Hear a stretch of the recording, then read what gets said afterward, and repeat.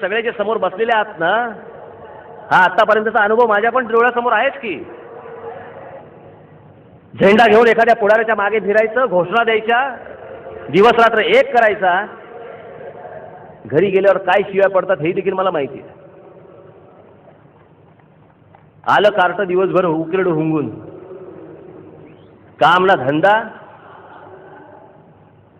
नोकरी नाही, पैसे कमवायला नको, नुसतं त्या पुढाऱ्याच्या मागे हिंडायला पाहिजे झेंडा घेऊन, आणि रात्री येईल गिळायला परत. आजपर्यंत हेच ऐकत आलो ना.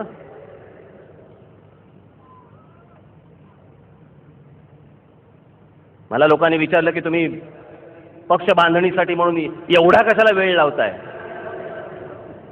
काय तमाशाचा फड काढत होतो?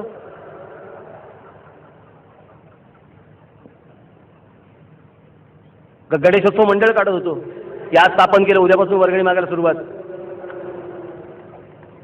विचार नको करायला की इतकी लोक जर माझ्यावरती अपेक्षा ठेवून बसणार असतील, लोकांच्या आशा जर माझ्यावरती लागणार असतील, तर त्याचा विचार करून मला पाऊल जपून पुढे टाकायला नको की आजपर्यंत बाकीच्यांनी जसा भ्रमनिरास तुमचा केला त्याचप्रमाणे जर उद्या मी देखील केला तर विश्वास तुम्ही ठेवणार कोणावरती?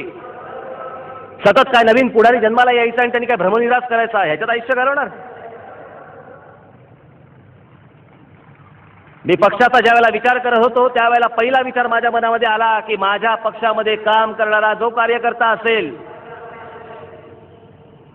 त्याच्या घरच्या, त्याच्या घरी त्याचे वडील, त्याची आई, त्याची बहीण, त्याचा भाऊ, त्याची बायको, त्याची मुलं यांच्या चेहऱ्यावरती एक प्रकारचं समाधान असलं पाहिजे की हा राज ठाकरे बरोबर आहे, हा कुठे फुकट गेलेला नाही पोरगा माझा.